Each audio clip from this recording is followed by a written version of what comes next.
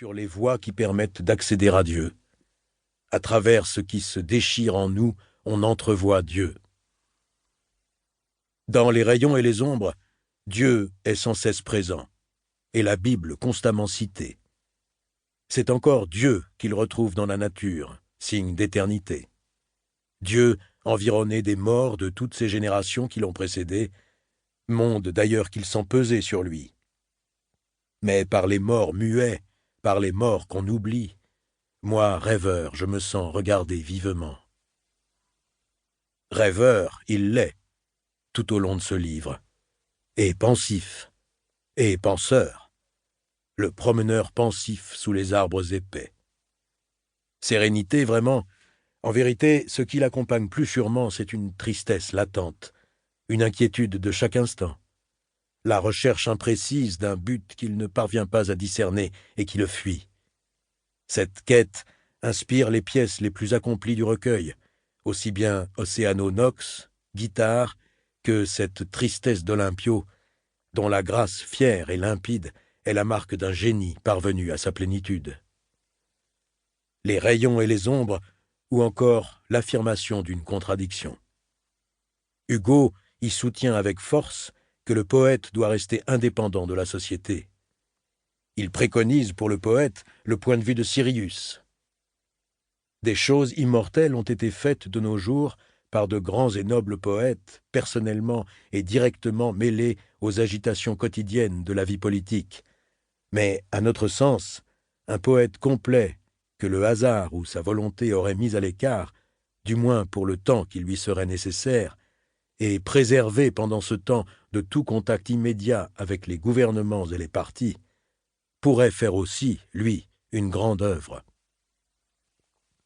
Le poète idéal ne devrait contracter nul engagement, accepter nulle chaîne. La liberté serait dans ses idées comme dans ses actions. Point de parti pris dogmatique. Il vivrait dans la nature, il habiterait avec la société. Suivant son inspiration, sans autre but que de penser et de faire penser, avec un cœur plein d'effusion, avec un regard rempli de paix, il irait voir en ami, à son heure, le printemps dans la prairie, le prince dans son Louvre, le proscrit dans sa prison. Lorsqu'il blâmerait çà et là une loi dans les codes humains, on saurait qu'il passe les nuits et les jours à étudier dans les choses éternelles le texte des codes divins.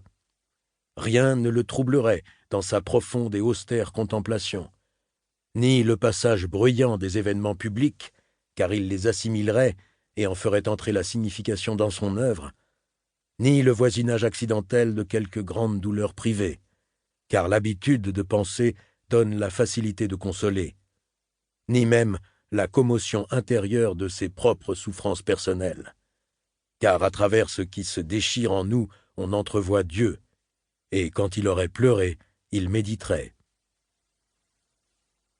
Pourquoi, dans ce cas, le premier poème du recueil réclame-t-il hautement pour ce poète le rôle de guide dans la cité ? Peuples, écoutez le poète, écoutez le rêveur sacré. Dans la nuit des générations où tâtonnent les hommes, le poète a seul le front éclairé. De l'avenir qui échappe à tous, il perçoit seul le germe qui n'est pas éclos.